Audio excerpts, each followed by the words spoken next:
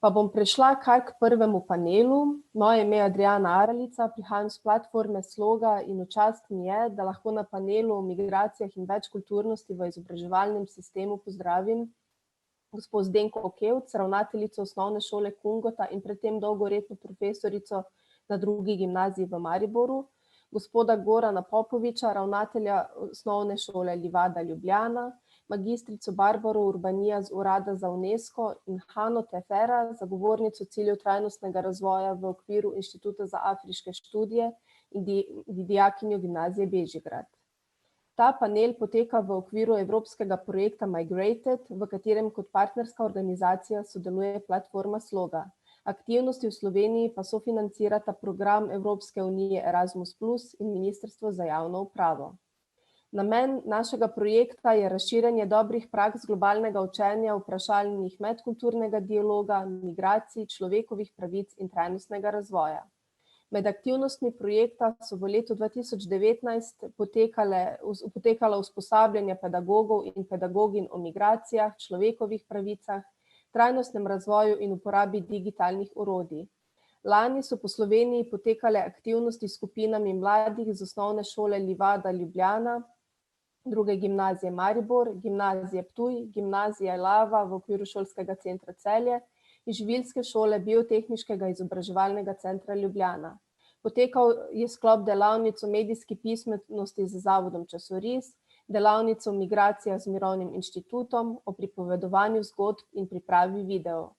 Namen teh aktivnosti je bil mlade spodbuditi k razmisleku o migracijah in mladi so pripravili razmišljanja in kratke videe o migracijah, ki si jih bomo danes tudi ogledali. Mladi so torej pri pripravi videov uporabili digitalna orodja za pripravo gradiv o migracijah, ki so seveda uporabna tudi za različne aktivnosti neformalnega vrstniškega učenja. Naj omenim še to, da je projekt Migrated lani prejel nagrado za vseživljenjsko učenje, ki ga podeljuje platforma za vseživljenjsko učenje. Nagrajen je bil kot najboljša praksa v kategoriji učenje, ki opolnomoči prihodnost učenja. In da morda postavim še kontekst današnjega panela.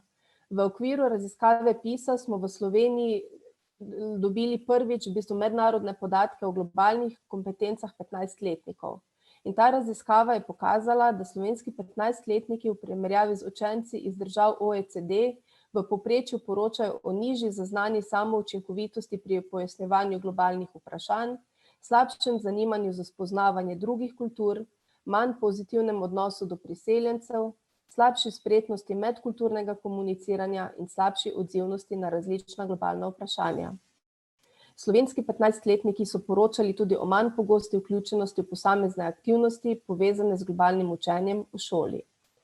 Pa bi predlagala, da razpravo začnemo z globalno ravnjo. Magistrica Barbara Urbanija, prosila bi vas, da orišete aktivnosti, s katerimi si UNESCO na globalni ravni prizadeva spodbujati strpnost in večkulturni dialog preko mednarodnega sodelovanja na področju izobraževanja, znanosti in kulture. Hvala, Adriana. Pozdravljeni, najprej hvala za vabilo, veseli me, da se vam lahko pridružim ob tej priložnosti in vam predstavim delo UNESCO na tem področju. UNESCO kot organizacija Združenih narodov, katere poslanstvo je spodbujati mir, izkoreninjenje revščine, trajnostni razvoj in medkulturni dialog s pomočjo izobraževanja, znanosti, kulture, komunikacij in informacij, se pri svojem vsakodnevnem delu posveča tudi vključevanju migrantov v njihove družbe gostiteljice.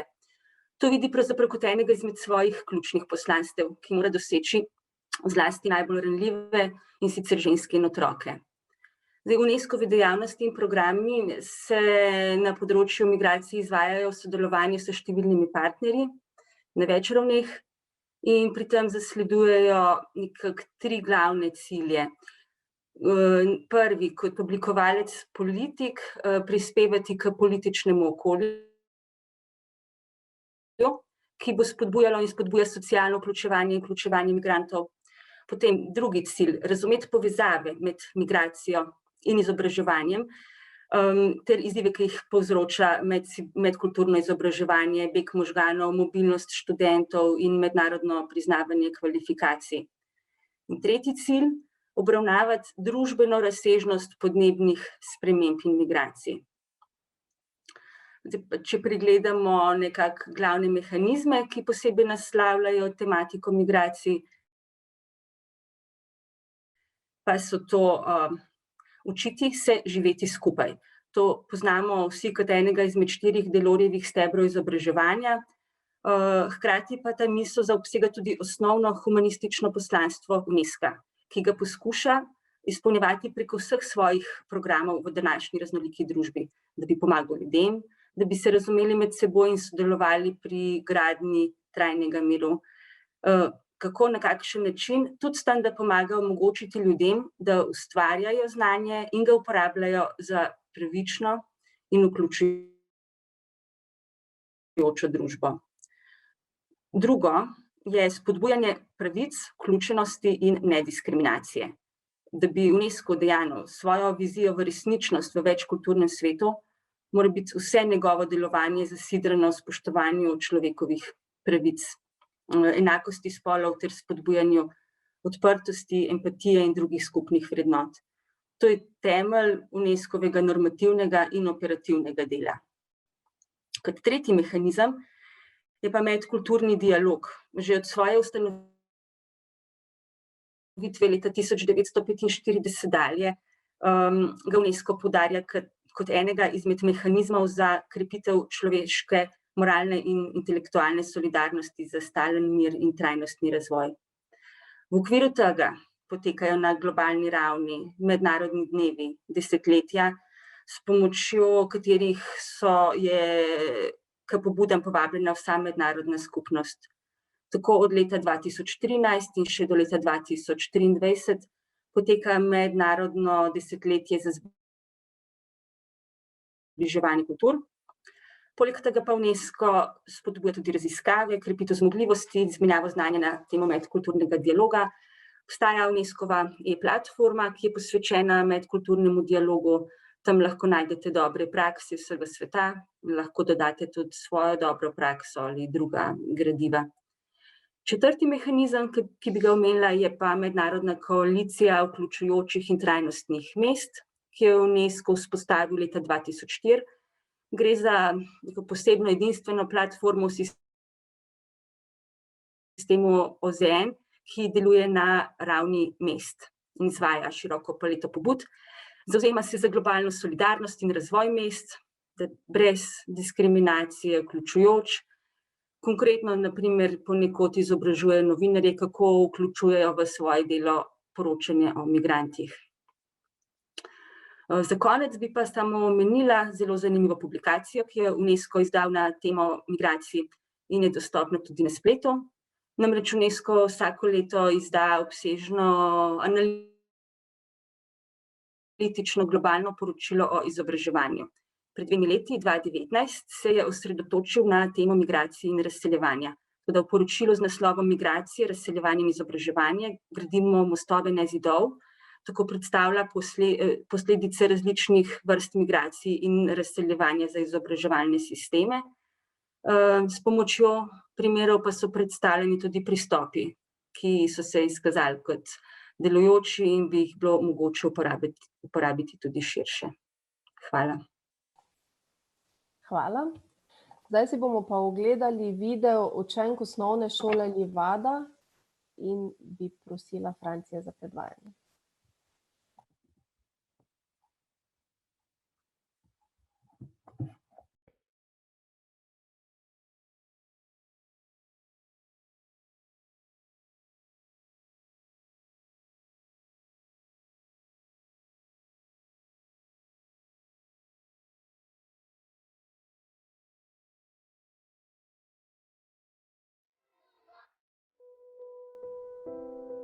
Osnovna šola Livada, Ljubljana. Znana je po sprejemanju otrok priseljenih družin in sprejemanju njihovih kultur in načinov življenja. 7 učencev je bilo pripravljeno deliti svojo zgodbo z vami. Я Ксения, я из России, мне 14 лет. Я учусь здесь, в школе Livada. Ja sam Hidayeta Dizdarević, imam 15 godina, dolazim iz Bosne i idem na osnovnu školu Livada, Ljubljana. Jaz sem Evgenija Hristoska, dojdem v Makedoniji, imam 14 godini in učim v osnovnom učilištu Livada. Unijam kada kucam, jam като младият, винга Косова, да jam na školan Filora Livada. Ráztam az iramjam, hívdászolom, tapam már szós Livada felszínban. Bote como nagalibia antuma mushinga, nazar congolesa Kinshasa, nafanya na Ljubljana, na Slovenija Ljubljana, na Taranka na Roš Livada. Mă званя Քրիստինե, ես Հայաստանից եմ, այժմ աշխատում եմ Սլովենիայում, Livada Dăbroțu. Je šola, ki vključuje otroke priseljence. V šolo je vpisanih 366 učencev, skoraj 90% učencev, v katerem slovenščina ni materni jezik. Večina učencev izvira iz bivših jugoslovanskih republik, predvsem iz Bosne in Hercegovine. Našo šolo obiskujejo učenci, ki prihajajo iz 28 različnih držav. Na naših hodnikih je slišati 18 različnih jezikov. V Slovenijo sem prišla z očetom. Prišla sem v Slovenijo z očetom, mami, sestro, psom. Z mami in sestro.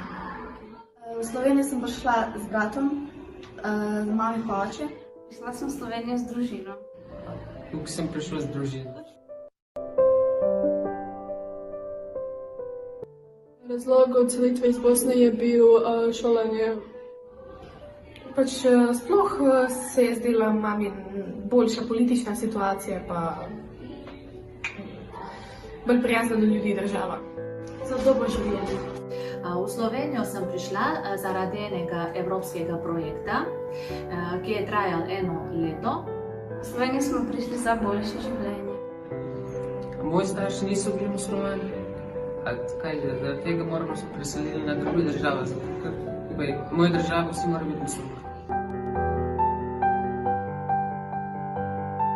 Postopek je na en način bil lahek, ker je oče vse naredil, vse papirje, pa to je dal v Slovenijo. Jaz sem pa samo šla v Banja Luko dati odtiske pa po vizo.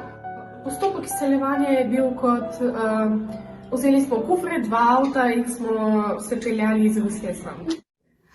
Zame postopek je bil zelo enostaven, zato ker sem mislila, da prihajam samo za 1 leto in na koncu tega projekta bom šla nazaj, ampak kot vidite, sem še vedno tukaj. Težko je bilo, ker nisem znala jezik. Vse drugačno je bilo, nisem nič razumela. Pot do Slovenije je bila zelo težka in je bilo težko zame z mojo družino. Bila sem zelo vznemirjena, sem se bala, če me bojo sošolci sprejeli. Jaz sem se počutila odlično. Lažji šolski program je tukaj, kar me več veseli. In tudi 2 leta šole je manj, se pravi, tukaj je 9, 11 razredov. Tako, jezna, žalostna, vesela. To je bila moja odločitev, tako da sem se počutila normalno. Počutila sem se slabo, zato ker, ne vem, tam mi je bilo všeč. Sem imela prijatelje, šolo pa vse.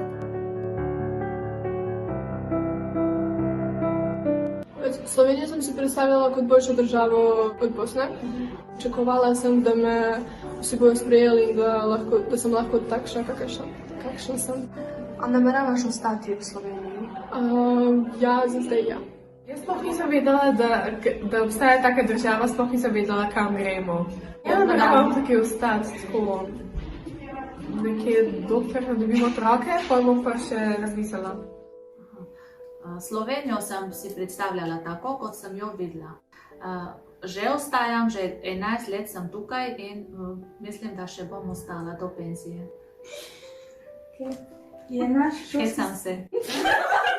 Mislila, da Slovenija ni bila tako dobra kot tam, ampak všeč mi je bilo. Ja, na začetku ni bilo dobro, sem zdaj mi je všeč in hočem biti vedno tukaj zdaj.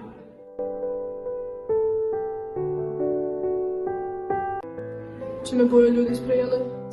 Ljudi nasploh. Strah mi je bilo, da ne ostanem sama, brez prijatelja. Nisem znal jezik. Ko Ko sem prvič prišla v svoj razred, sem pomislila tako, ti ljudi so zelo različni in so mi všeč. Ja, sošolci so me sprejeli tako že prvi dan, prvo uro. V razredu mi je zelo tako dobro in se počutim super. Ko sem vstopila v razred, sem tako pogledala in sem pomislila, a je tukaj sploh še kakšen Slovenc? A se to vidi na naši faci, da nismo Slovenci? Ja. V razredu se počutim kot v Rusiji, nekako doma.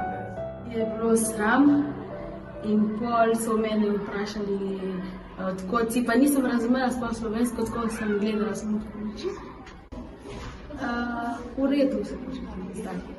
Mislila sem, da ne bom našla prijatelje, ker tako jezik je bilo, nisem nače razumela. Dokler sem učila, sem bila tako sama. Sošolci so me sprejeli. V razredu se počutim zelo dobro. Ko sem prišla v razred, mi je bilo zelo stran pa strah, da ne me bodo drugi sprejeli. Dobrodošla se počutim v razredu. Pa vsi so bili veliki 2 metri.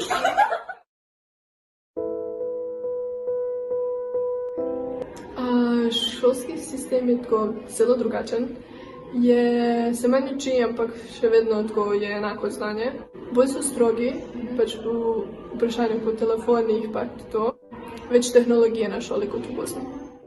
Šolski sistem je čisto drugačen. V Rusiji tudi dobivaš ocene za vedenje, se pravi, če tečeš po hodniku, dobiš cvak.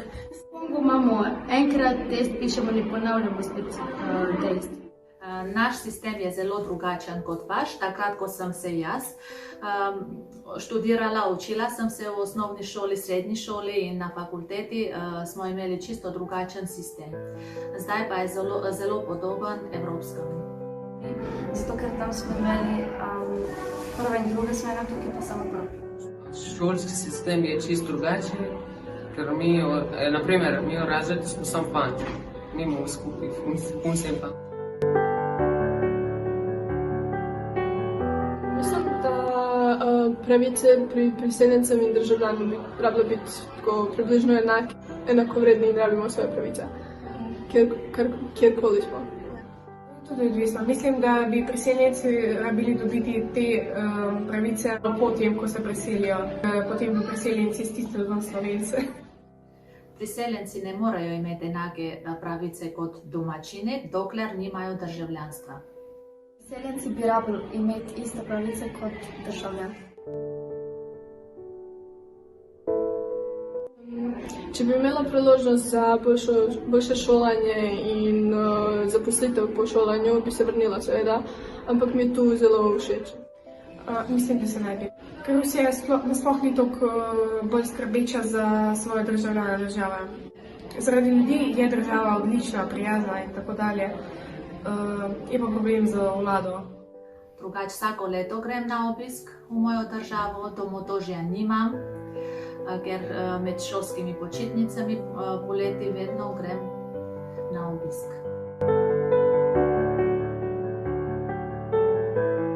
Da se ne bojijo, ker v vsaki državi lahko imaš in težave in lahko imaš dobre stvari. Odvisno na koga naletiš, ampak če si že dober človek sam po sebi, moraš verjeti, da se srečuješ tudi z dobrimi ljudmi. In vse ti bo šlo v red. Tudi slabe stvari so lahko dobre in da je lepo narediti v življenju kakšno spremembo. Čim prej učijo jezik. Ti na osnovno šolo Livada, ker te bodo se tako sprejeli in boš se počutil kot doma. Trenutno imamo 53 učencev, ki so prvo ali drugo leto šolanja v Republiki Sloveniji. Izmed teh je 16 učencev iz azilnega doma. Pred začetkom šolskega leta v mesecu avgusta jih vključimo v uvajalnico. V uvajalnici imajo učenci začetni 20-urni tečaj slovenščine, spoznajo z novo kulturo, šolo in naše mesto Ljubljana. Zatem jih vključimo v pripravljalnice, ki jih učenci morajo obvezno obiskovati. Šola tudi gosti francosko zasebno šolo, katero obiskuje 100 učencev.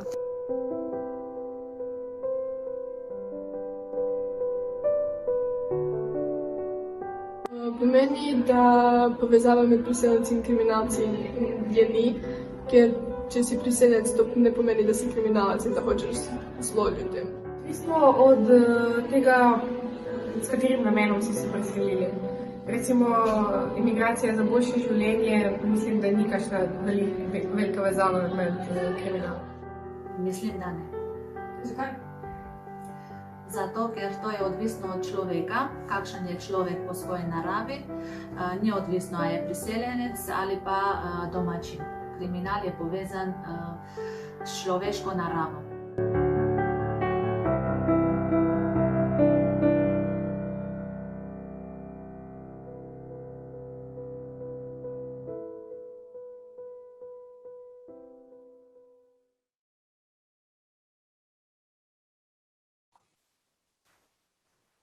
Seveda ta video služi kot, mislim, da je odlično izhodišče v nadaljne vprašanje. Sem z veseljem brala tudi vaše odzive v klepetu in jaz sem že ta video videla kar nekajkrat, kot si lahko predstavljate. Učenke so same v bistvu pripravile koncept, posnele, pripravile in že to je samo po sebi vredno čestiti. Tudi, da so v bistvu iskreno in pogumno spregovorili o priseljevanju in njihovih občutkih v tem času. Zdaj, osnovna šola Livada je seveda zaradi pestrosti učenk in učencev posebnost v slovenskem prostoru. Gospod Popovič, šolo vodite že od leta 2011. Prosila bi vas, da predstavite vaš model vključevanja priseljenskih otrok v izobraževalni proces in tudi kakšne so vaše izkušnje s vključevanjem begunskih otrok in pa mladoletnih prosilcev za mednarodno zaščito. Lepo vas pozdravljam vse skupaj in tudi gospod Anico Mikuš-Kos, osebo z dušo. Ne morem zdaj mimo vtisa, da se ponovno gledanje tega filma mene ponovno dotakne. A vem, da je z nami tudi vključena učiteljica naše šole, Slazjana Mičkovič-Jovič, katera mi je vmes napisala SMS, zakaj se jaz ponovno jokam. Evo, morda je to, o čem govori Anica Mikuš-Kos, mi imamo srce v šoli. Na naši šoli je to izrazito, kar ne pomeni, da jih na drugih šolah ni, ampak priseljenci vam dajo eno dodatno kvaliteto, eno posebnost in ko začutite, da delate nekaj dobrega, dobite dodatno energijo, motivacijo, nove ideje in vse ostalo. Ponosen sem, da so naši učenci naredili takšen predstavitveni film. Tudi povedali so nekaj naše specifike, seveda samo morda na kratko povzetek. Od samega začetka mojega vodenja šole je situacija bila popolnoma drugačna, no je zdaj. Lahko se pohvalim ali potožim, da smo orali ledino, da takrat ta problematika ni bila tako izrazita ne v Evropi, ne v Sloveniji. Mi smo pa od samega začetka bili zelo zaznamovani z velikim številom učencev, ki niso iz slovenskih družin. Na samem začetku leta 2011 je bilo 98% neslovenskih otrok. Spet izraz neslovenski otroci mi se zdi najmanj neutralen, ker za vse druge bi že debatirali, je pravilen ali ne. Zdaj pa ta situacija malce drugačna in glede procenta vključenih slovenskih otrok na našo šolo zrastal je. Seveda daleč je to od slovenskega povprečja, zdaj smo nekje na 10% slovenskih otrok, še vedno je velika večina učencev, ki niso iz slovenskih družin. Pogoji so se spremenili, seveda, da smo se sami borili in iskali nove načine za delo. Ure, ki so na začetku bile namenjene učencem, ki se prvič šolajo v slovensko družino, smo ugotovili, da jih je premalo, da ni efekta.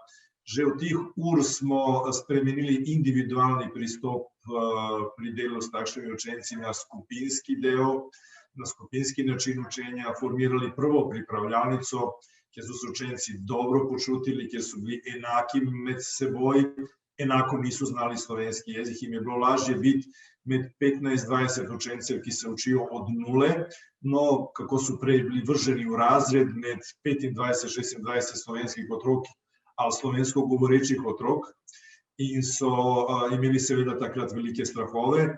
Ta pripravljalnica se je izkazala kot zelo uspešna, potem nenehna borba z ministrstvom in z našim sistemom, kateri je ekstremno birokratsko-formalističen. Samo so številke pomembne, a živa bitja so pred nami in včasih res moramo iskati različne načine, da jim pomagamo, tudi na meji kreativnosti in zakonitosti včasih, ampak ko imate živo bitje pred seboj, ne morete se samo kruto držati normativov in standardov, ampak smo se izborili še za dodatne ure, katere nam je ministrstvo dodelilo in dodeljevalo vsa ta leta. Tudi begunski val, kateri se je zgodil pred parimi leti, nas je ponovno malo vrgo v žižo slovenski javnosti, da smo opozorili na ene težave, bili smo primer dobre prakse. In to je skratka nas pripeljalo v pozicijo, da mi zdaj imamo 3 pripravljalnice, 3 skupine otrok, 2 so namenjene učencem, ki se prvič vpišejo v slovensko šolo, starejša in mlajša skupina, pa tudi tle smo zelo fleksibilni, da jih predstavljamo glede na nivo znanja in na hitrost učenja slovenskega jezika. In tretja skupina je za učence, ki so drugo leto v slovenski šoli in še vedno potrebujejo pomoč pri pouku, pri razlagi ali kakršnokoli drugo pomoč. Tako da to je ena specifika, mislim, da ni šole, katera ima 3 pripravljalnice. Seveda, da časi prinašajo velike spremembe in tudi odločitev vlade, da v azilni dom v Ljubljani ne bojo nameščali več družine, jih nameščajo v Logatcu, je s časoma zmanjšal prisotnost učencev iz azilnega doma. Mi smo jih prej dobijali od 25 do 30 septembra, upisanih prvič v slovensko šolo. Zdaj smo jih septembra upisali 8 iz azilnega doma, trenutno so samo 2 učenca iz azilnega doma. Seveda, še vedno je veliko učencev priseljencev, kateri prihajajo iz drugih držav, največ, kot je povedala naša učenka v tem filmu, največ iz Bosne in Hercegovine.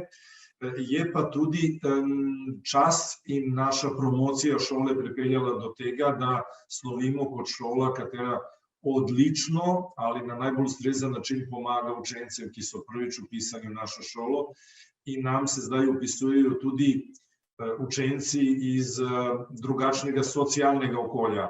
Predvsem so to do sedaj bili, ali večino let nazaj, v prejšnjih letih so bili učenci iz družin, ki so bili iz nižjih ekonomskih staležev.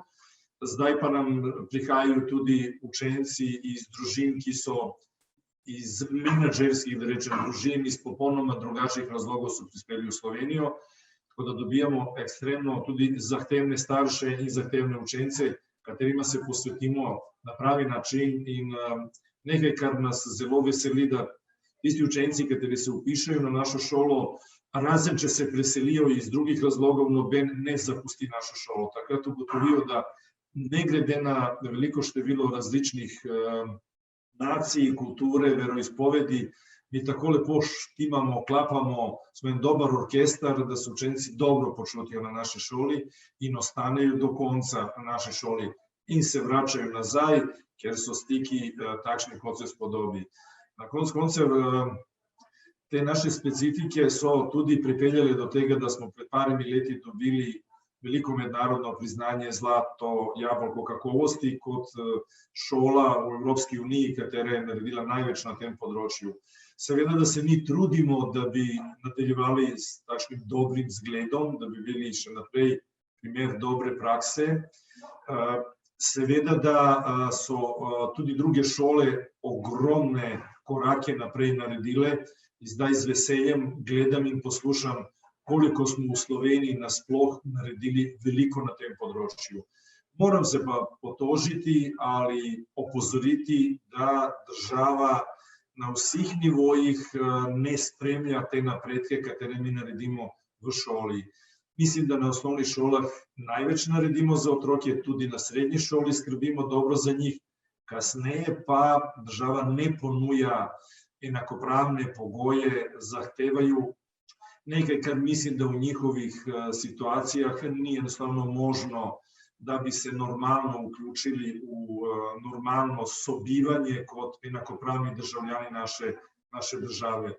Razumem vse in tudi znam pohvaliti Slovence, lahko tako govorim, ker nisem Slovenc, jaz sem tudi priseljenec od 94. leta. Lahko pohvalim Slovence, da so uspeli v prejšnjih stoletjih ohraniti svojo samostojnost, da jih niso sosednje države v zgodovini nekako izničile oziroma uničile Slovenijo, slovenski jezik in slovensko kulturo, in to je dobro, da je Slovenija trmasta, uporna, da se ne da. Je pa mal problem, da je zaradi takšne prakse ostala dokaj zaprta in mal ustrašena do priseljencev.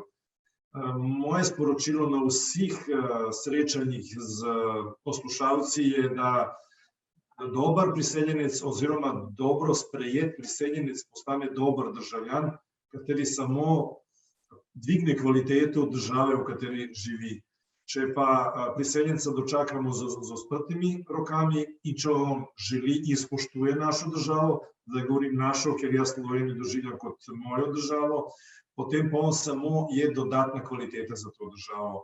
Če ga pa dočakamo s takšnimi stereotipi, da so to kriminalci, teroristi, da nam samo bojo vzeli delovna mesta, to je napačen pristop in res takrat odrinemo te ljudi od sebe, kar na dalj časa povzroča velike težave tudi tej državi. Tako da naša izbira, ali bomo dali roko, ali bomo odvrgli od sebe in imeli samo še dodatne probleme z njimi.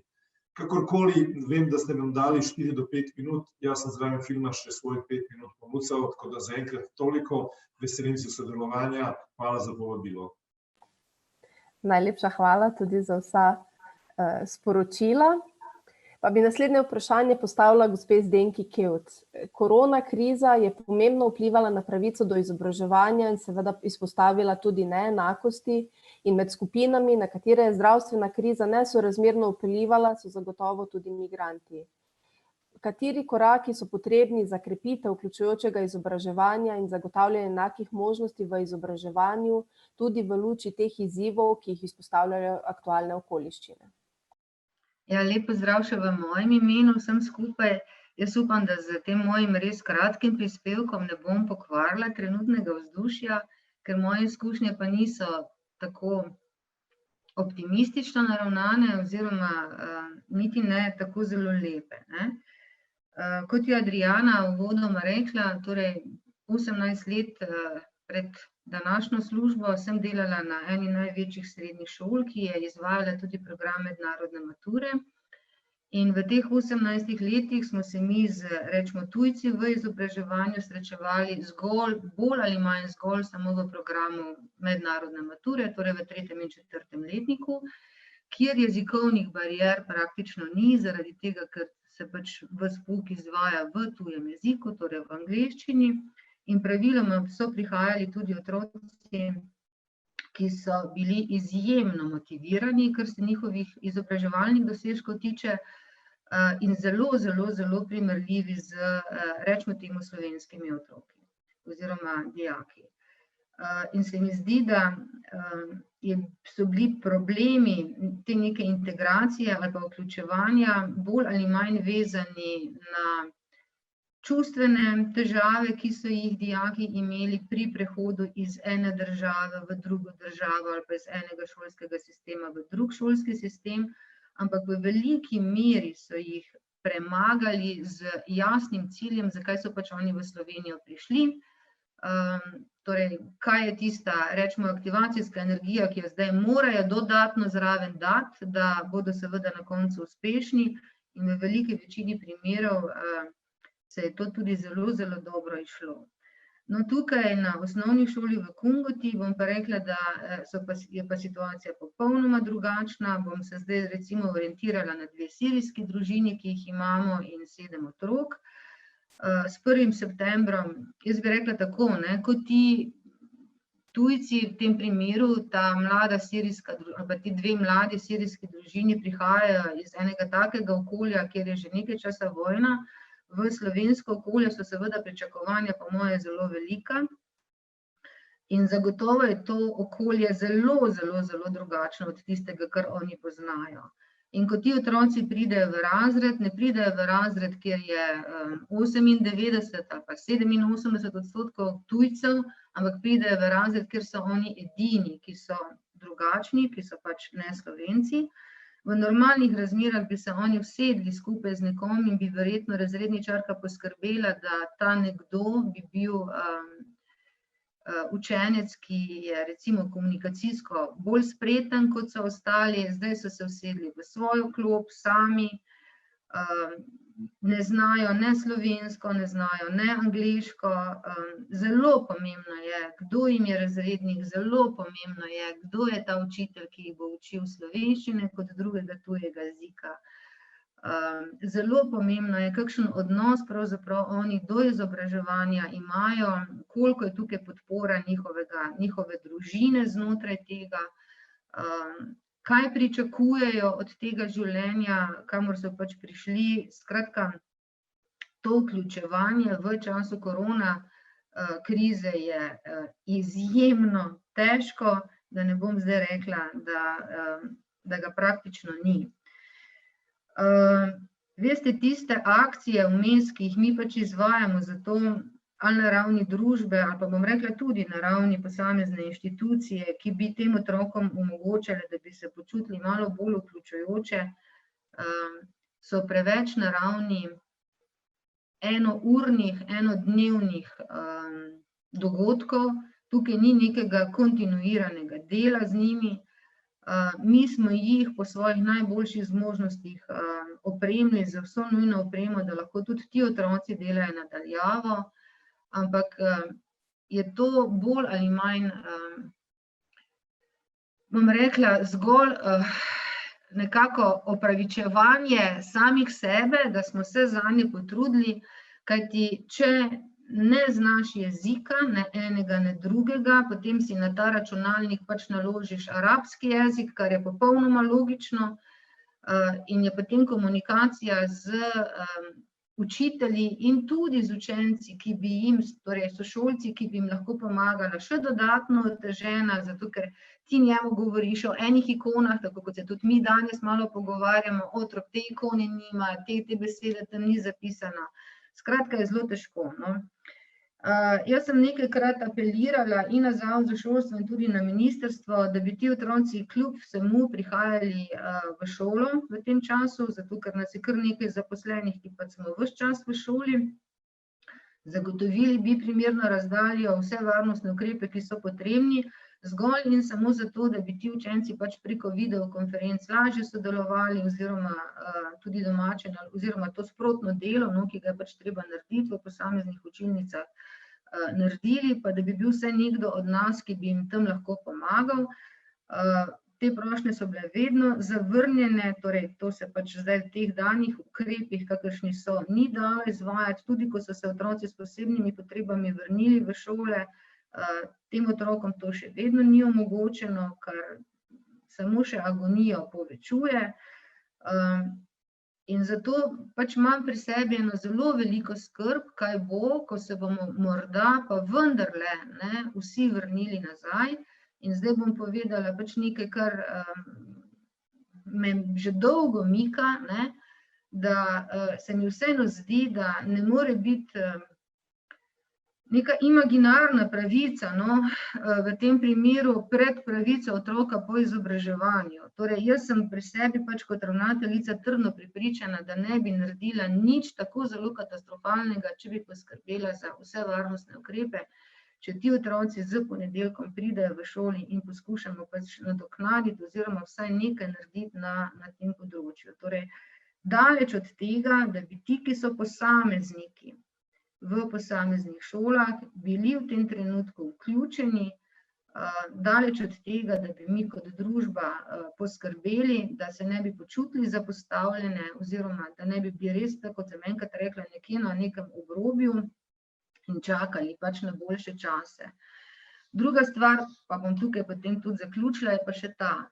V normalnih okoliščinah bi se ti otroci morda hitreje vključili v okolje tudi preko svojih vrstnikov, zdaj imajo vso komunikacijo s svojimi vrstniki, če jo sploh imajo, zopet preko virtualnih medijev, torej tukaj vprašanje tudi, če jih naši otroci vključujejo v te svoje chat skupine, najrazličnejše, ki jih pač imajo.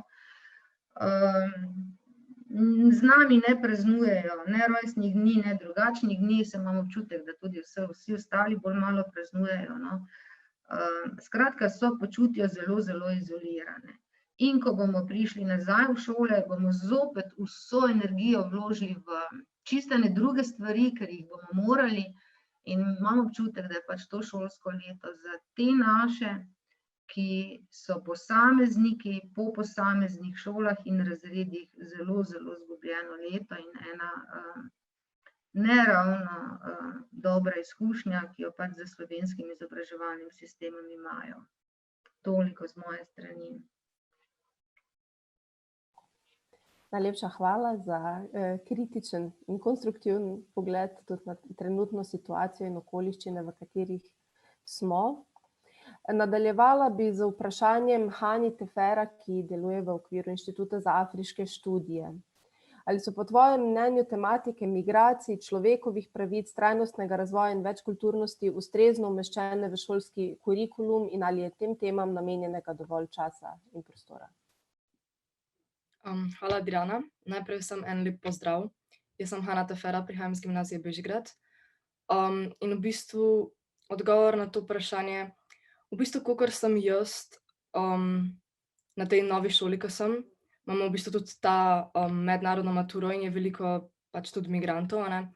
Se mi zdi, da se ne pogovarjamo dovolj oziroma tudi ne vključujemo dovolj teh tematik v sam učni sistem in se mi zdi, da bi se bilo potrebno bi bilo vključevati to v šolski sistem, še posebej zaradi tega, da bi se pol ti migranti tudi bolje počutili v naši družbi oziroma da bi se lažje vključili v našo družbo in da bi se tudi sami bolje počutili v svoji koži. V bistvu sem naredila tudi že eno raziskavo, v kateri sem v bistvu dobila en tak bolj negativen odziv, kakor sem ga pričakovala. In v bistvu se mi zdi, da je to tudi posledica tega, ker se v šoli ne pogovarjamo dovolj o temu. In ja, tako da se mi zdi, da bi se v bistvu mogli več pogovarjati o temu. Še posebej zaradi tega, ker smo mladi v bistvu neka prihodnost našega sveta. In v bistvu, če imamo mi tako mnenje, oziroma če imajo moji vrstniki tako mnenje, se pač potem nikoli ne bo izničil tudi ta mit o tem, da je migrant neka slaba stvar oziroma da je migrant žaljivka. Tako da, to je moj odgovor. Hvala, Hana. Tematike migracij in medkulturnosti so seveda pomemben steber dela UNESCO, kot je bilo že v uvodu izpostavljeno. UNESCO koordinira tudi mrežo UNESCO pridruženih šol. Barbara, kako si te šole prizadevajo spodbujati večkulturnost in krepiti večkulturni dialog? In ali UNESCO podpira tudi krepitev večkulturnih kompetenc pedagogov in pedagoginj? Ja, mreža UNESCO-vih šol ali krajše ASAPanet je zagotovo eno izmed pomembnih orodij za spodbujanje medkulturnega dialoga. Teh omrežij je danes veliko, marsičem so si podobna. Mreža UNESCO-vih šol pa še posebej označuje naslednje, da uresničuje UNESCO-ve ideale, se pravi utrjevanje miru, medsebojnega razumevanja, spoštovanja med ljudmi in narodi. Pri svojem delu UNESCO šole spoštujejo 4 Delorjeve stebre, kjer se učimo, da bi vedeli, da bi znali delati, da bi znali živeti skupaj in učiti se biti. Živeti skupaj, torej osnova, na kateri raste in se razvija celotna UNESCO ASAP mreža. Mogoče samo nekaj besed na kratko o sami mreži. Slovenska mreža je članica mednarodne UNESCO mreže šol in vrtcev, ki je bila ustanovljena leta 1953. Vanjo je vključenih več kot 11.000 vzgojno-izobraževalnih ustanov v 180 državah po svetu. V Sloveniji je v njej 105 šol in vrtcev, se pridružujejo ves čas nove. Nacionalni koordinator je ravnatelj gimnazije Škofja Loka. Zanimivo je, da so začetki UNESCO-vih šol v Sloveniji povezani prav s tematiko begunstva. Namreč na osnovni šoli Cirila Kosmača v Piranu je bil v šolskem letu 1992 in 1993 organiziran pouk za otroke iz Bosne in Hercegovine, ki so v Sloveniji našli zatočišče pred vojno vihro. V tej priliki je piransko šolo obiskala UNESCO-va ekspertna skupina, ki so zanimali priprave na sprejem begunskih učencev in učiteljev, in posebno pozornost te ekspertne skupine je vzbudil model Intertedna, ki ga je vpeljala tedanja ravnateljica in poznejša prva nacionalna koordinatorica UNESCO-vih šol, gospa Alenka Aškerc-Mikeln. In UNESCO-vi strokovnjaki so ob koncu tega posveta potem predlagali, da se Osnovna šola Piran kot prva slovenska šola vključi v ASP mrežo. Glede krepitve kompetenc pedagogov prek dela v mreži, je tako, da delo v mreži poteka prek različnih pristopov, ki se med seboj dopolnjujejo. Najprej je ustvarjalni pristop, ker UNESCO-ve šole so v bistvu laboratoriji idej. Kot laboratoriji idej razvijajo in širijo inovativne izobraževalne materiale, spodbujajo nove pristope poučevanja in učenja, ki vse temeljijo na temeljnih vrednotah in prednostnih nalogah UNESCO. Druga kompetenca, ki jo delo mreži razvija, je poučevanje učenje, se pravi inovativno poučevanje, participativno učenje, ki omogoča, da ravnatelji, učitelji, učenci vključijo v svoje delo vrednote, kot so medkulturni dialog in strpnost. Tretji od teh pristopov je sodelovanje, vzajemno delovanje. Mreža namreč nudi priložnost za povezovanje in izmenjavo izkušenj, znanja, dobrih praks za drugimi šolami, ali prek strokovnih srečanj, ki jih imamo redno, ali prek projektov. Namreč prav bistvo UNESCO-vih šol so projekti, ki jih šole izvajajo in se z njimi povezujejo. Na spletni strani asp.net.si boste našli poročila o projektih po posameznih letih in temah, tako dosti pregledno. Na hitro bi omenila samo dva projekta iz področja migracij in medkulturnega dialoga, ki sta jih dve šoli izvedli v minulem šolskem letu. Prvi je Dediščina v rokah mladih, mladi posvojijo spomenik. Osnovna šola Belokranjskega odreda Semič izvaja zdaj ta projekt. Na eni strani so se tema projekta je bilo tokrat kočevarji in begunstvo.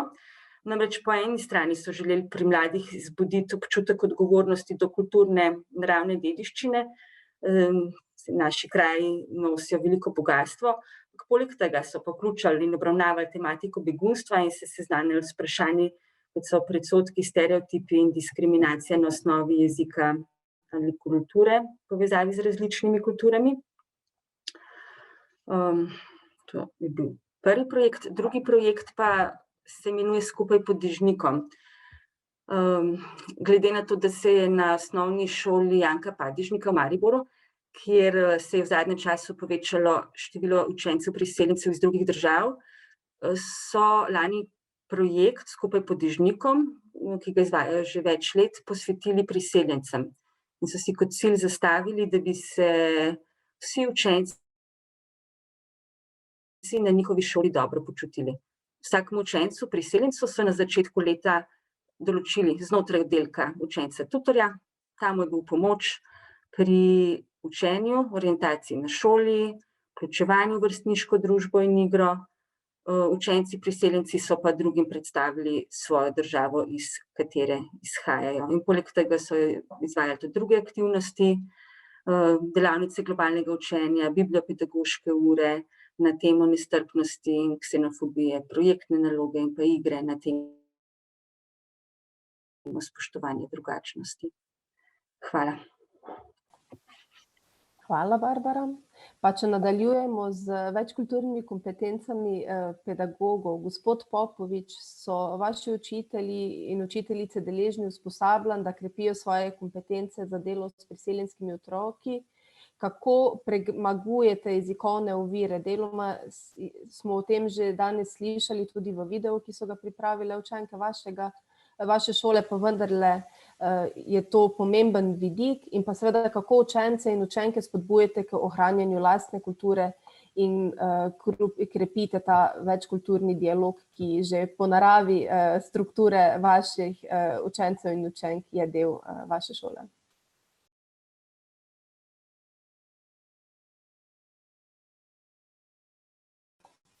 Prosim, da vključite mikrofon.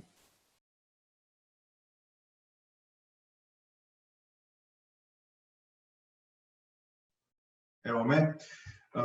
Možnosti so neomejene. Dejansko od samega začetka z dobrodošlico, kot zdaj ugotavljam, da marsikatere šole tudi imajo, to so pozdravi v različnih jezikih sveta. Imamo našo enolončnico, v kateri je točno napisano število, koliko je učencev iz katere države, njihova zastava je gor vidna, tako da se takoj počutijo, da niso sami in da je še nekdo drugi med njimi takšen. Drugo, pri nas je že kultura, da se novim učencem, ki pridejo, pomaga. Mi imamo več težave, da drugi učenci ne preteravajo, ker v silni želji, da se zdaj oni pokažejo, koliko so dobri in koliko želijo pomagati, včasih so preveč vsiljivi na en način. Drugače pa že sam pristop, da so v pripravljalnici, kot je zdaj že praksa na vseh šolah, da obiskujejo intenzivni tečaj slovenskega jezika, že pri prvem vključevanju v svoj matični razred imajo dovolj znanja za prvo komunikacijo. Seveda, da v kontaktu z svojimi sovrstniki in tudi pri neformalnih oblikih bivanja na šoli, kot je podaljšano bivanje, odmor in vse ostalo, da se jezik uči zelo, zelo hitro. Drugo, pri nas je kultura, da spodbujamo predstavitev vseh tistih držav, odkot prihajajo učenci, tako da imamo, recimo v tem letu smo začeli mesec dni za določeno državo. Trenutno oziroma zadnja, katera je bila, preden smo ponovno se predstavili na učenje nadaljavo, je bil Egipt. Po celi šoli so plakate, slike, muzika in ko se države menjavajo, da vsi učenci imajo možnosti. Drugo, imamo tudi kulinarični krožek, v katerem učiteljica vodi, predstavlja jedi. To je tudi posneto na spletni strani, lahko to vsak vidi. Ko nismo bili z učenjem nadaljavo, smo imeli tudi v šoli kulinarične dogodke, da so se starši skupaj z učenci predstavljali svojimi jedmi na prireditvah. Naš pevski zbor poje in himno šole in tudi druge pesmi v več različnih jezikih sveta. Imamo eno pesem, katero smo sami nekako izkomponirali in napisali besedilo in jo pojemo zdaj v 7 različnih jezikih. Tako da in starši in vsi gosti in sami učenci predvsem se dobro počutijo, ko vidijo, da so spoštovani. Tudi individualno zapojejo kakšno pesem v svojem jeziku, tudi plese imamo. Pred nekaj časa smo imeli tudi folklorne plese, pri katerih smo tudi mi učitelji plesali z njimi. In smo šli od turških do ruskih, do vseh ostalih, tako da enostavno klima je takšna, da smo mi res toliko različni, a vsi enakopravni.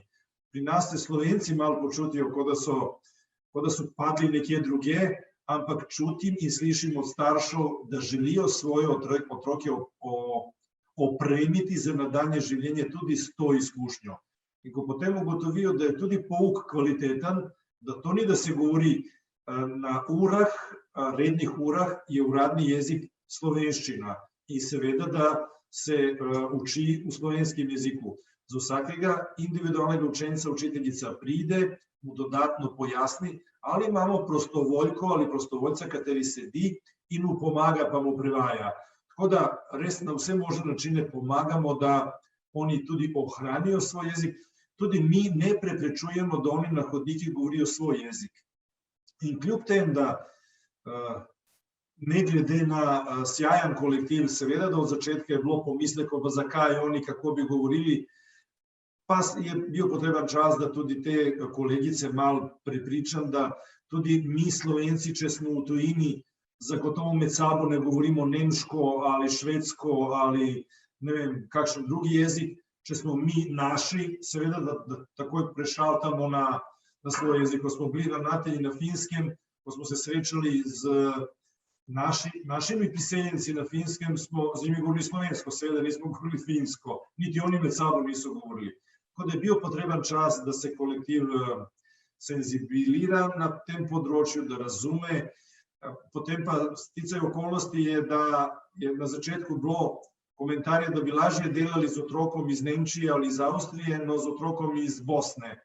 Pa se je to spremenilo, ko smo imeli begunski val, pa ko smo dobili otroke iz Iraka, Irana in Afganistana, pa so te iste učiteljice, katere bi lažje delali z nemškimi otroci, rekli, kje so mi zdaj ti bosančki, z njimi sem se saj razumela, s temi pa nič ne morem. Aha, pa so tudi ti učenci dobili eno drugo pomembno vlogo. Tako da je bil potreben čas, nič se ne dela na hitrico, ampak na veliko različnih načinov pomagamo temi učenci, da se počutijo dobro. In če mi dovolite samo še en komentar, ne bi ga rad pozabil.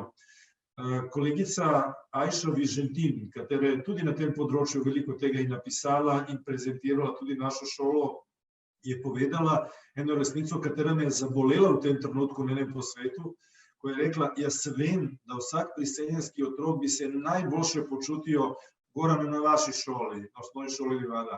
Ampak to ni rešitev za Slovenijo, da so vsi ti otroci na naši šoli. To mora biti klima tudi na drugih šolah. In to je resnica. Trdim, da se najboljše počutijo, ker ne bo niti, ajde rečem, niti enega, ampak zelo, zelo malo neprijetnih trenutkov, pa res skoraj, da jih ni. Na drugi šoli se zgodi, da ne govorim malo hecanja, malo čifurček, malo eno, malo drugo. Pri nas se to skoraj ne more zgoditi, ampak ni rešitev, da so getoizirani otroci na eno ali na dve ali na 5 šol. To mora postati ena evropska kulturna vrednota, da tujci niso problem, da jim pomagamo, da se vključijo in oni hvaležni temu bojo odlični sodržavljani. Jaz sem priseljenec, pa mislim, da sem dodana vrednost Sloveniji, da nič nisem oškodoval nobenega.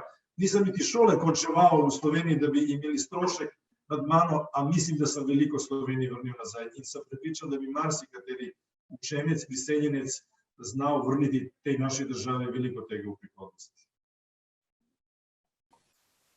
Hvala in mislim, da vaše besede potrjujejo tudi izjave vaših učencev in učenk v videu. Se pravi, jaz sem video že videla kar nekajkrat, ampak to, da vsi povejo, da se počutijo dobrodošle na šoli, mislim, da je zelo odraz teh vseh vaših prizadevanj. Vprašanje, če nadaljujemo s tem, kako mladi doživljajo in vidijo migracije. Hana, mladi zagovorniki ciljev trajnostnega razvoja, ki delujete v okviru Inštituta za afriške študije, ste izvedli raziskavo o razumevanju migracij med mladimi. Nam prosim predstaviš, kaj je ta raziskava pokazala.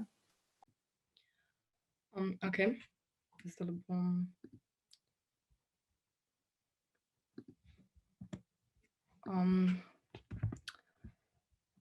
Evo, se vidi, mogoče, ok, se pravi, jaz sem naredila raziskavo o migracijah in ciljih trajnostnega razvoja v Ljubljani. In v bistvu z namenom, da bi lahko tudi te migracije uvrstili med cilje trajnostnega razvoja. Za začetek bi pokazala te demografske podatke, ki sem jih naredila, oziroma tabelo, in v bistvu lahko povzamem, da v bistvu izmed vseh prebivalcev v Ljubljani je bilo leta 2019 le 12% tujcev in izmed teh tujcev je bil en le procent števila beguncev. Se pravi, v bistvu lahko vidimo, da je zelo malo število beguncev, kakor si mogoče nekateri predstavljajo.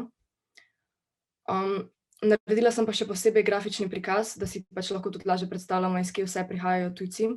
In sicer prihajajo iz več kot 110 držav, tako da lahko tukaj tudi vidimo, kako imamo raznoliko družbo.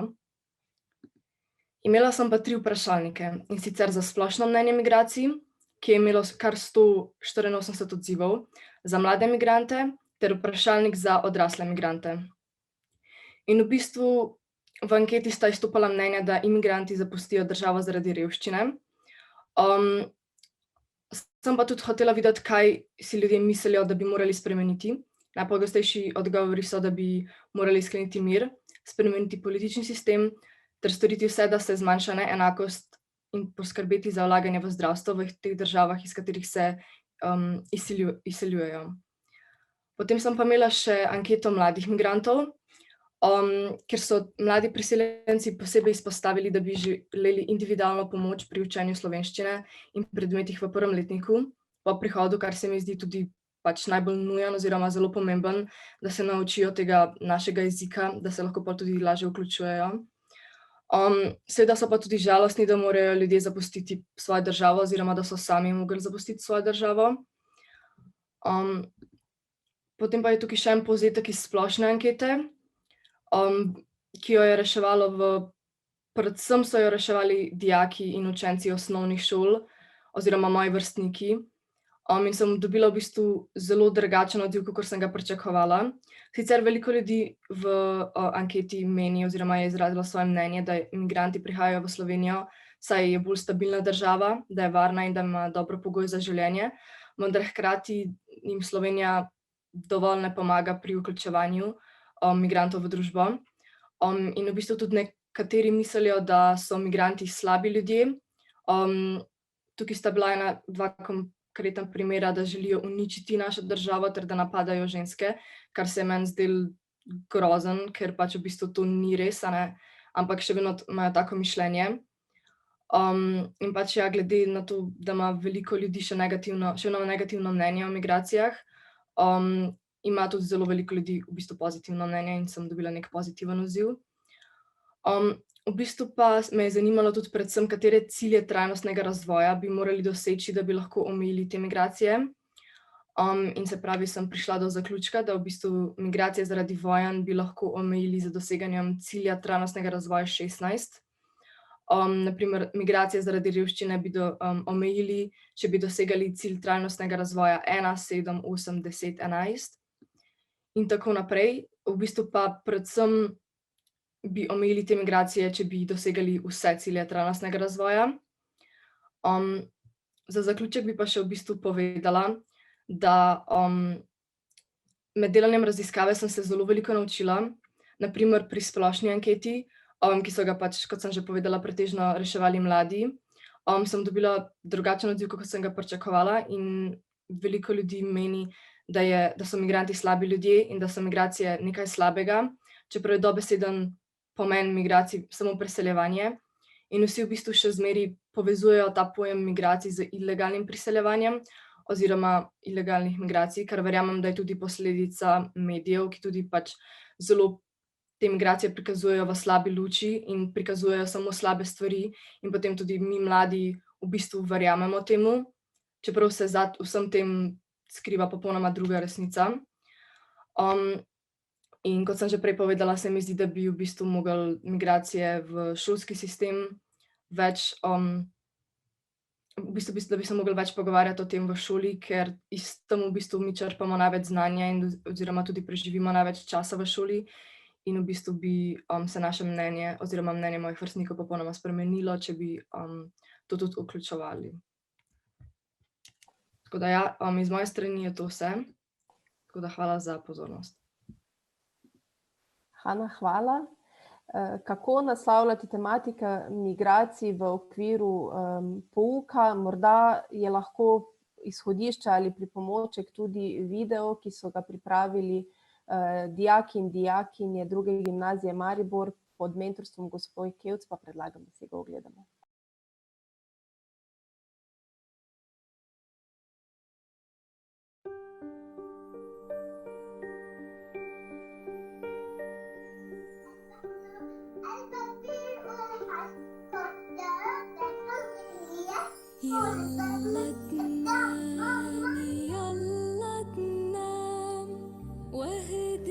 من القلب الدينار والنار الجرح كبير، بالصوت العالي بدي أقول بس الصوت صغير.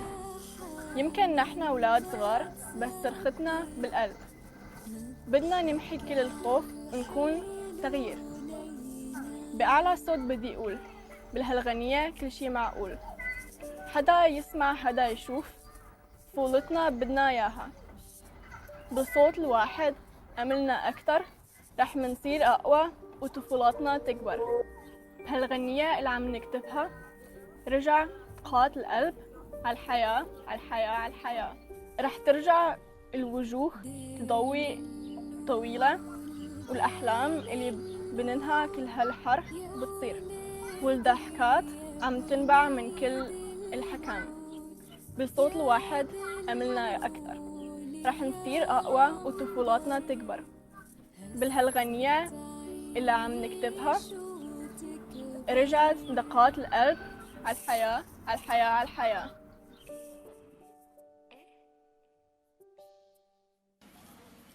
V morju ni krokodilov, živijo v rekah.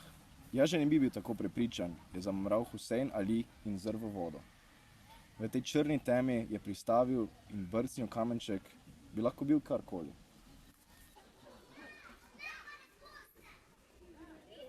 Bilo je v 3. letniku višje srednje šole, ko sem pomislil, da bi poskusil priti v stik s svojo mamo. Lahko bi jo poskusil poiskati že prej, toda šele po tistem, ko sem dobil dovoljenje za bivanje in me je preplavila vedrina, sem spet začel misliti nanjo, na brata in sestro. Zadolgo sem jih izbrisal, pa ne zato, ker bi bil brezbrižen ali kaj takega, ampak da se lahko posvečaš drugim, moraš najprej rešiti svoje težave. Kako boš izkazoval ljubezen, če nimaš rad svojega življenja? Ko sem dojel, da se imam v Italiji res dobro, sem telefoniral enemu od afganistanskih prijateljev v Komu, za katerega sem vedel, da ima očeta v Kveti v Pakistanu. Vprašal sem ga, ali misli, da bi lahko njegov oče pripravljen obiskati mojo družino v Afganistanu. Za uslugo bi mu plačal in mu poslal tudi dovolj denarja, da bi mamo, brata in sestro lahko odpeljal s sabo v Kveto. Začel sem mu razlagati, kje živijo in kako prideš do tja, pa mi je odgovoril, da se mu zdi to prezapleteno in da mi bo raje dal telefonsko številko svojega očeta in strica.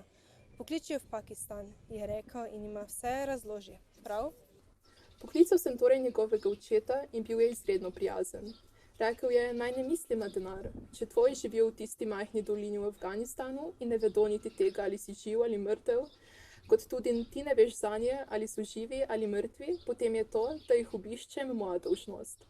Odgovoril sem mu, da mu bom kljub temu povrnil vse stroške, ki jih bom imel s potjo, in mu povedal, da je njegov občutek dolžnosti res plemenita stvar, toda da je pomemben tudi denar. Konec koncev je bilo pred njim nevarno potovanje po vojnem območju. Minilo je kar nekaj časa in skoraj sem že izgubil upanje. Potem sem neki večer prejel telefonski klic. Pozdravil me je hripav glas prijateljevega očeta. Zdelo se je, da je čisto blizu. Razložil mi je, da mojih domačih dolgo ni mogel najti, ker so odšli iz Nave in se preselili v vas na drugi strani doline. Nazadnje mu je le uspelo. Mami je skušal pojasniti, da sem jaz naročil, naj se preseli v Kveto, pa mu ni verjela in ni hotela nikamor. S težavo jo je prepričal. Potem mi je rekel, čakaj malo. Nekomu je podal telefon. Oči so se mi napolnile s solzami, zaslutil sem, kdo je tam. Dahnil sem. Mama. Z druge strani ni bilo odgovora. Ponovil sem. Mama. Iz slušalke je prišel samo vzdihljaj, lahen, vlažen in slan. Spoznal sem, da tudi ona joka. Slišala sva se prvič po 8 letih in tista sol in vzdihi so bili vse, kar sta si lahko po vsem tem času povedala mama in sin. Ostala sva tako in molčala, dokler se ni zveza prekinila. V tistem trenutku sem izvedel, da je še živa in takrat sem se mogoče prvikrat zavedal, da sem živ tudi jaz. Ne vem prav dobro, kako, ampak bil sem živ.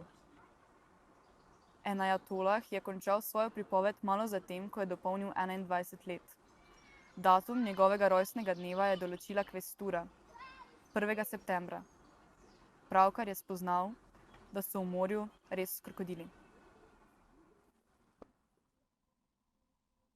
أنا طلعت من سوريا من 5 سنين. عندما وصلت لسلوفينيا ما كنت بعرف اللغة السلوفينية. عمري 16 سنين وبعيش مع أمي، أخوي وأختي. الأمور بسوريا ما كتير كويسين، ما في مي دافية، ما في غاز، الكهرباء بتروح كل ساعتين والأسعار كتير غالين.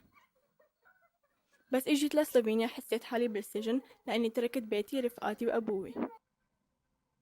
أمي لأن الحرب بتوقف الناس بترجع لبلدها وبتعيش بأمان.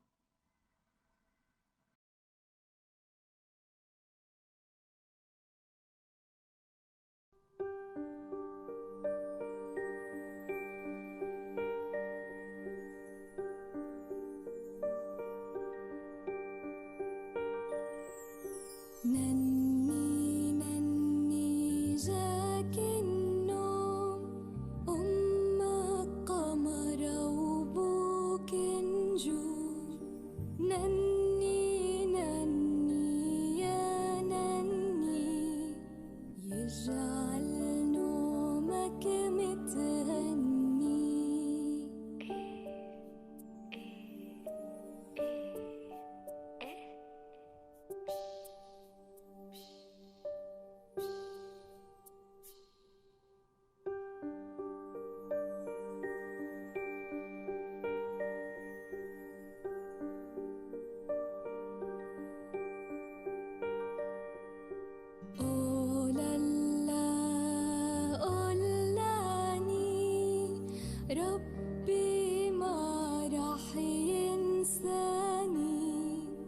تحفظ أهلي وتراني من فضلك يا رحماني.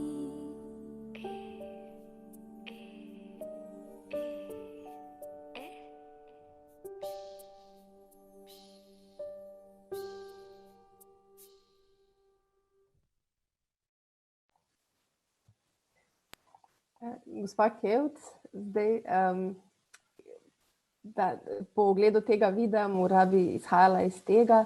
Krepitev večkulturnih kompetenc dijakinj in dijakov, ko ste še bili profesorica na drugi gimnaziji Maribor, ste podpirali v okviru številnih dejavnosti, naprimer v sodelovanju v projektih, kot je Migrated, pa tudi z ekskurzijami v države globalnega juga. Zakaj ocenjujete tovrstne izkušnje kot pomembne in seveda zakaj je pomembno te teme naslavljati? Ja, hvala še enkrat. Jaz bi rekla zelo na kratko, preprosto zaradi tega, ker vse tisto, kar pa imamo izvenšolsko ali pa obšolsko dejavnost oziroma tam, kjer sem pač bila, smo želeli, da se ta medkulturna kompetenca ne razvija na papirni ravni ali pa rečemo na papirni ravni, ampak da otroci pridobijo čim bolj avtentično izkušnjo.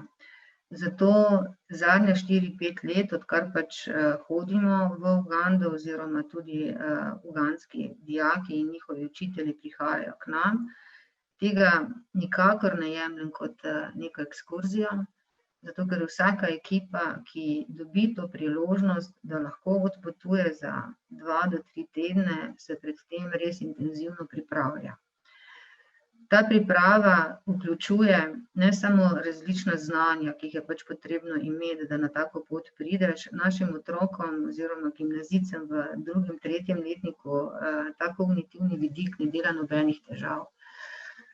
To, kar je prej gospa Anica Mikuš-Kos zelo lepo izpostavila na začetku, da poleg znanosti potrebujemo še človečnost in da to komponento je potrebno vključevati v vse vidike našega dela.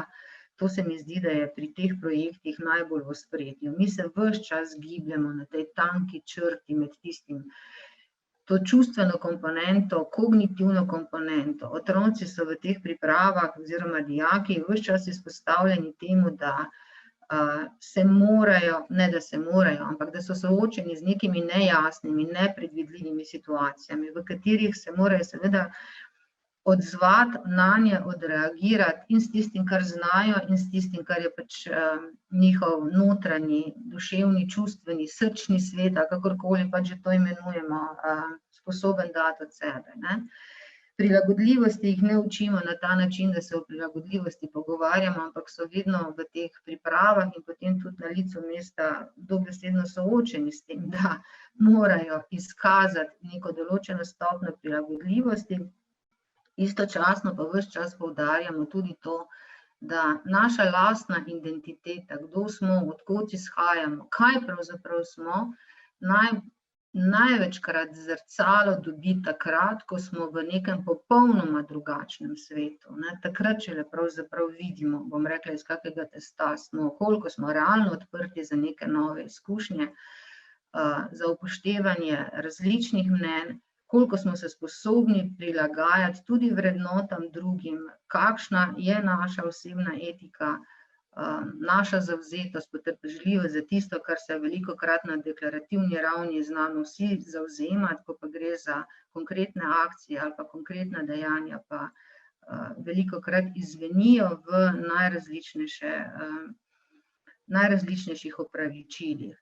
Tako da zame pač ta projekt, ta zadnji, ki je imel naslov Živeti skupaj, premagovanje kulturnih razdalj, ne pomeni nič drugega kot samo to, da te naše dijake, ki v tem učnem smislu izkazujejo nadpovprečno visoke dosežke, poskušamo usposobiti tudi na enem drugem področju, ki je mnogo mehkejše, tam je mnogo več neke megle, ampak jih okrepiti, da razumejo, da imajo na nek način privilegiran položaj v tem svetu, ampak da se tudi od precej drugačnih, kot so oni sami, lahko zelo veliko naučijo. In to mi je največja dodana vrednost vsem tem projektom. Istočasno pa se mi zdi, da ne zdi, ampak to je dejstvo, imamo potem možnost biti vključeni v en zelo, zelo širok prostor, ki ga pa gimnazijski program, pa zdaj ni pomembno, ali je nacionalni ali je mednarodni, nikakor ne pokriva in gre tu za eno izjemno bogastvo teh neformalnih znanj.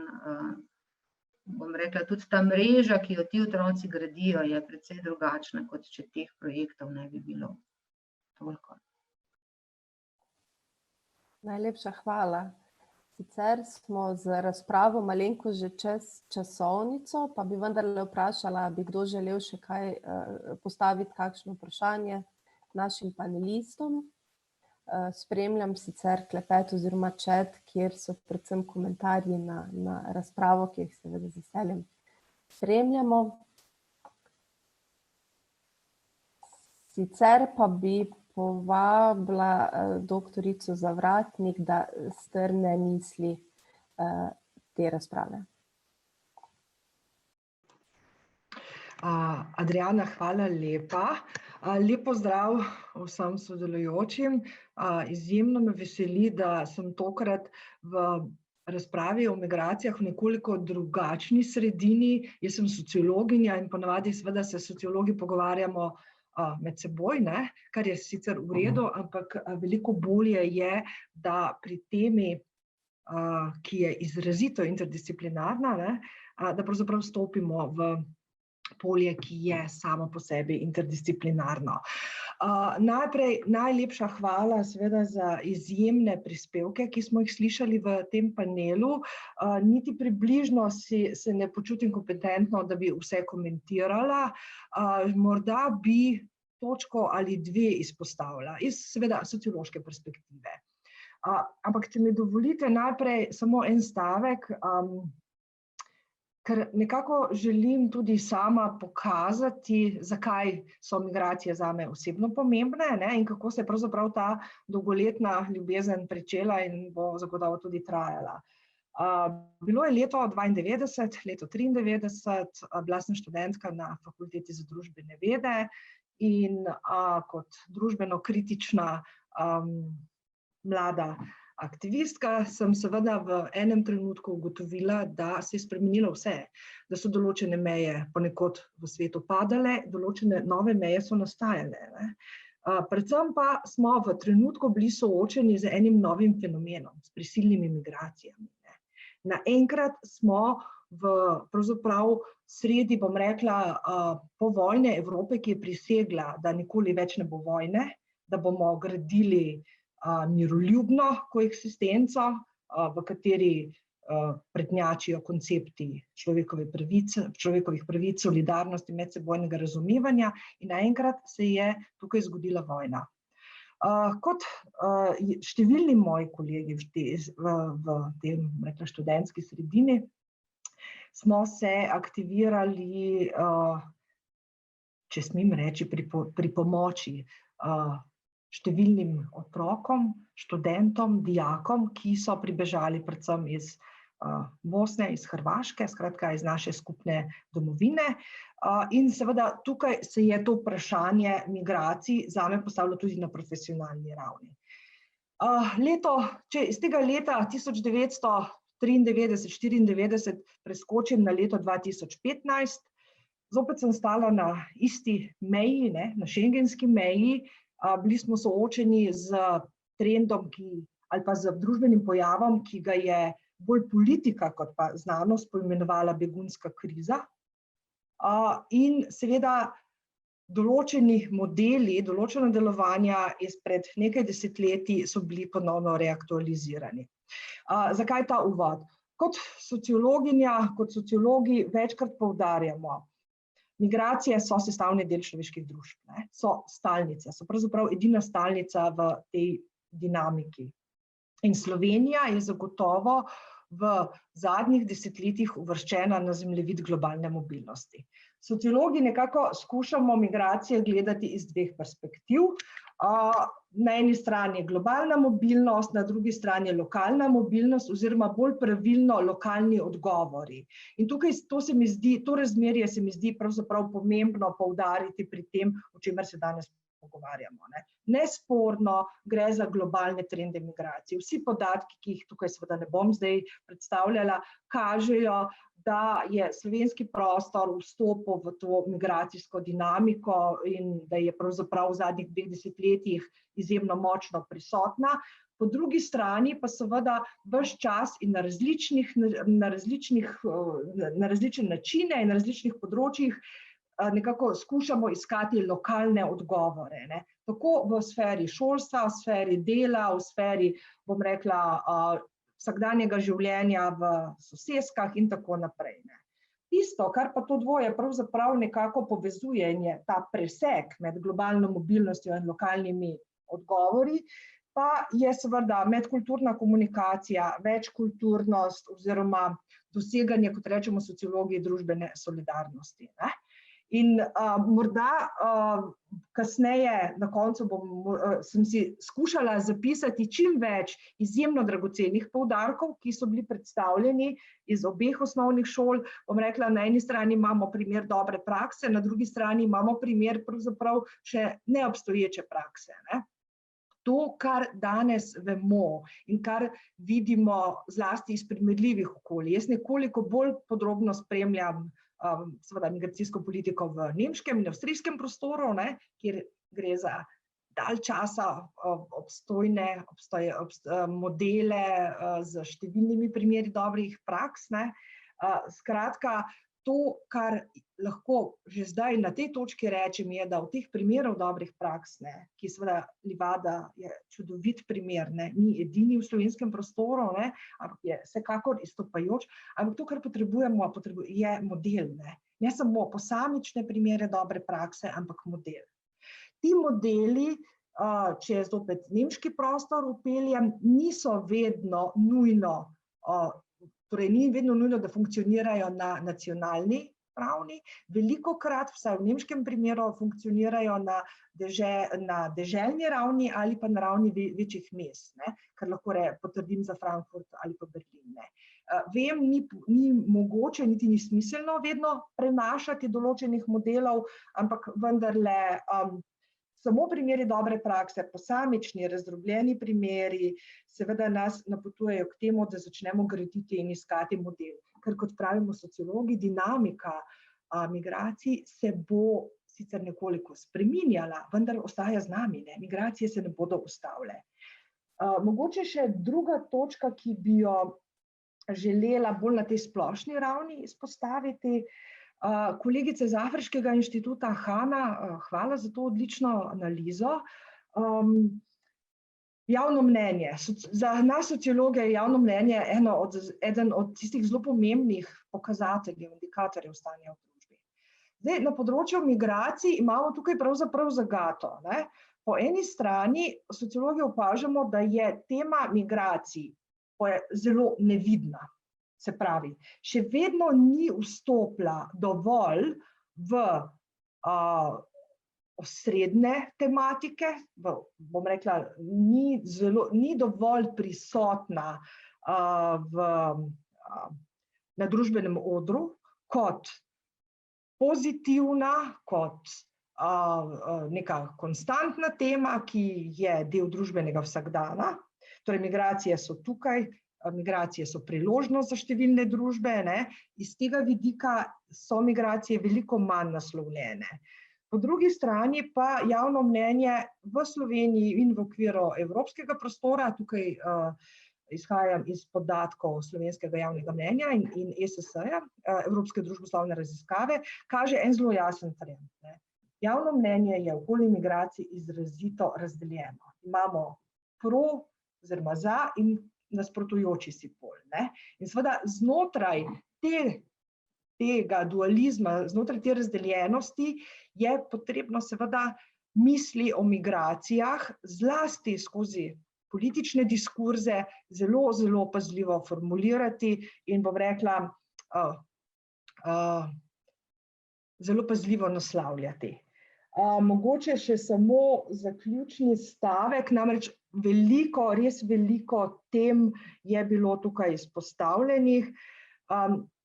Še ena dimenzija, ki jaz mislim, da je pomembna tudi za šolstvo, tudi za izobraževanje, še ena dimenzija, ki sociologi izrazito opažamo v zadnjih letih, je vprašanje digitalnosti. Namreč, zdaj bom šla nekoliko spet iz zelo splošnega uvida ali pa iz splošnih socioloških raziskav. Če je nekdaj veljalo, da je simbol migracij kovček, je danes simbol migracij pametni telefon. In to pravzaprav spremeni vse. Kot smo videli v času pandemije, v času koronakrize, celotno izobraževanje poteka nadaljavo, virtualno, in to seveda prinaša nove družbene izzive, tako za tiste, ki poučujemo študente, kot še seveda veliko v večji meri za tiste, ki poučujejo otroke, ki pravzaprav imajo zelo omejene jezikovne kompetence, oziroma težko komunicirajo ali pa sploh spremljajo pouk. Jaz sem si še številne poudarke zapisala in upam, da bom lahko na koncu še kakšen komentar poudarila. Zaenkrat pa toliko z moje strani. Hvala lepa, Adriana. Najlepša hvala. Pred zaključkom predlagam, da si ogledamo še grafični povzetek razprave, ki ga beleži Lara. Sicer pa je današnja razprava osvetlila številna področja prepleta migracij, vključevanja v družbo in izobraževanja, globalno učenje, ki odpira oči in pa tudi srce, kot je uvodoma poudarila doktorica Anica Mikuš-Kos, za resničnosti globaliziranega in soodvisnega sveta, je pomembno orodje za krepitev globalnih kompetenc mladih, za vzgojo strpnih globalnih državljank in državljanov. Verjamem, da bo današnja razprava spodbudila nadaljnja prizadevanja za krepitev globalnega učenja in vključujočega izobraževanja. In želela bi zaključiti z mislimi mladostnikov, ki so sodelovali v fokusnih skupinah, ki smo jih izvajali jeseni. Povedali so, da bi se želeli v okviru izobraževanja izvedeti več o različnih kulturah, o religijah, o strpnosti, nenasilju, duševnem zdravju, človekovih pravicah, vključno s pravicami LGBTI, podnebnih spremembah in trajnostnem razvoju. In njihovo ključno sporočilo je bilo, da bi morala biti kultura strpnosti osnovni temeljni element šolskega kurikuluma. Želela bi se iskreno zahvaliti Hani, magistrici urbanije, gospodu Popovič in gospe Kevc za vaša odkrita razmišljanja, dragocen doprinos in pestro razpravo. Sledi 15-minutni odmor, ki ga lahko izkoristite za čaj ali kavo. Če pa boste ostali pred zaslonom, pa vabljeni k ogledu videov o migracijah, ki smo jih pripravili v okviru projektu MINT, torej Slovenska filantropija, platforma Sloga v okviru projekta Migrated in pa Andragoški center Slovenije. Najlepša hvala.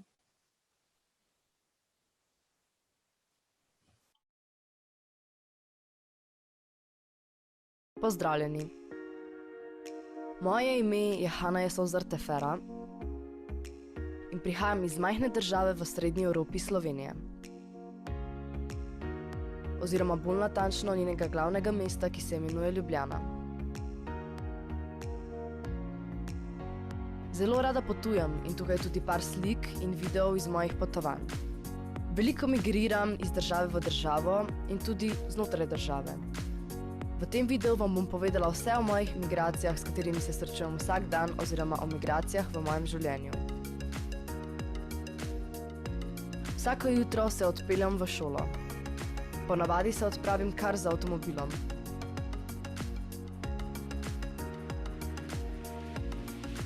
Včasih z mestnim avtobusom,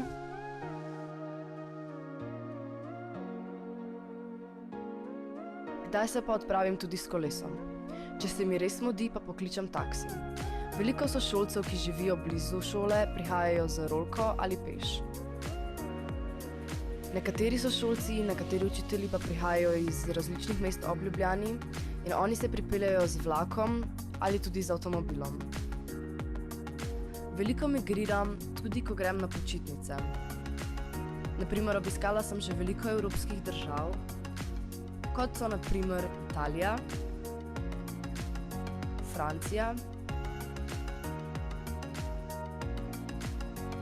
Avstrija, Hrvaška, Španija, Nemčija in še veliko ostalih. Kot sem povedala, veliko ljudi migrira zaradi dela, šole, počitnic, vendar nekateri ljudje oziroma begunci migrirajo iz svojih držav zaradi vojn in nasilja. Na primer, veliko jih prihaja iz Sirije in Afganistana. Veliko beguncev tudi poznam. Veliko mojih prijateljev je tudi migrantov in večina jih prihaja iz jugovzhodnih evropskih držav, kot so Makedonija, Albanija, Hrvaška, Srbija in tako dalje. Poleg mojih prijateljev je eden izmed migrantov tudi moj oče, ki prihaja iz Etiopije, države, ki leži v vzhodni Afriki.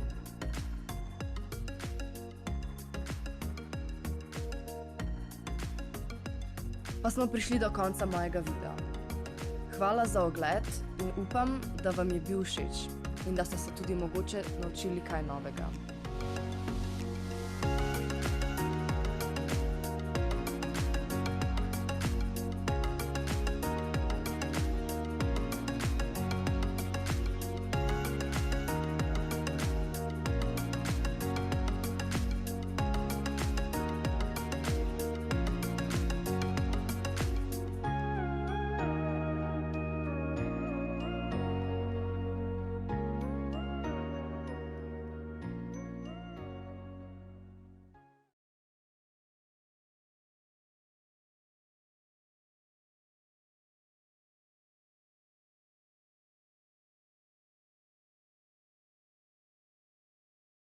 أنا طيبة وعمري 15 سنة وهذه أختي. أنا جهينة وعمري 9 سنين وهذا أخوي. أنا قاسم.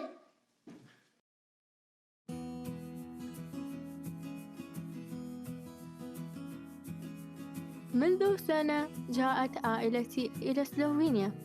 في البداية كنت قلقة بشأن القدوم إلى بلد جديد.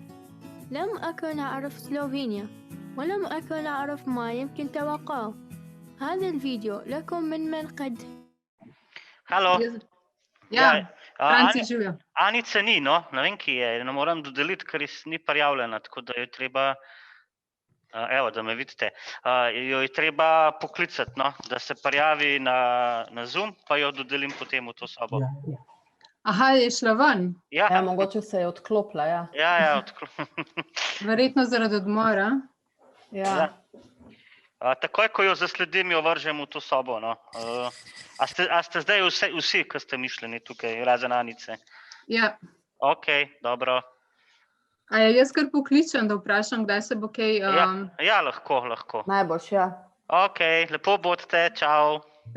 Čau. Jaz bom sam stestirala. نحن نعيش في لوبليانا وهي العاصمة وأكبر مدينة في سلوفينيا.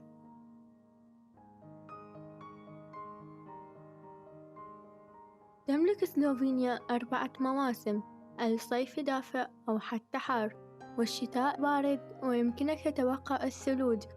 في فصل الخريف يمكنك توقع هطول أمطار في أي وقت.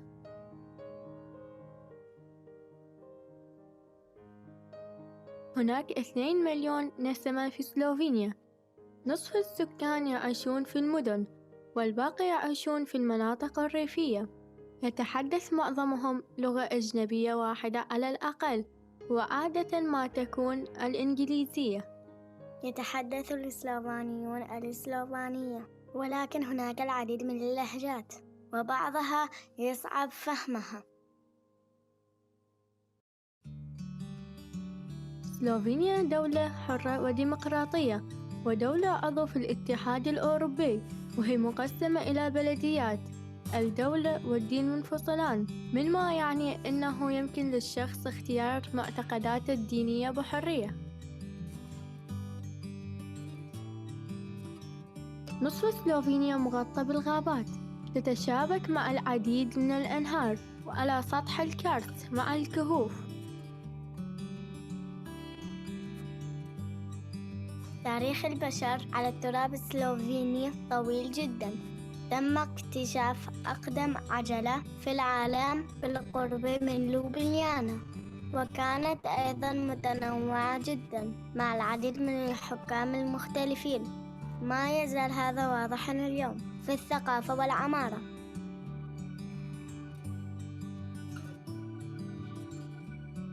المعرفة بالنسبة للسلوفانيين هي قيمة مهمة للغاية. عادة ما يبدأ الأطفال بالتعلم في رياض الأطفال، لكن هذا ليس إلزامياً. المدرسة الابتدائية التي تستمر لمدة 9 سنوات إلزامية ومجانية للجميع. المدرسة الثانوية اختيارية وتستمر لمدة 4 سنوات. يمكن للشباب الاختيار بين المدارس الثانوية والمدارس المهنية. معظم الشباب يختارون أيضاً الذهاب إلى الجامعة بعد المدرسة الثانوية.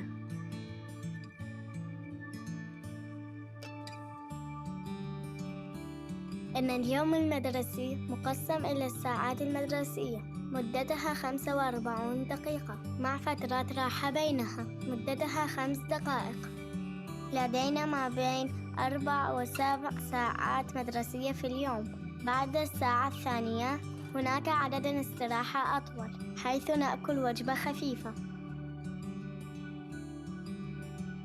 يحدث أحياناً أن تكون المادة المدرسية ثقيلة جداً أو أنك لا تفهمها. زملاء الدراسة يحبون المساعدة، فلا تخشى من طلب المساعدة.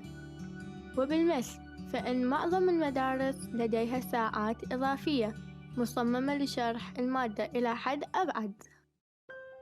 الجميع يريد بعض وقت الفراغ بعد التعلم، لهذا يمكنك الاختيار من بين عدد كبير من المنظمات والأندية والجمعيات. أنا أفضل أن أكرس نفسي للموسيقى.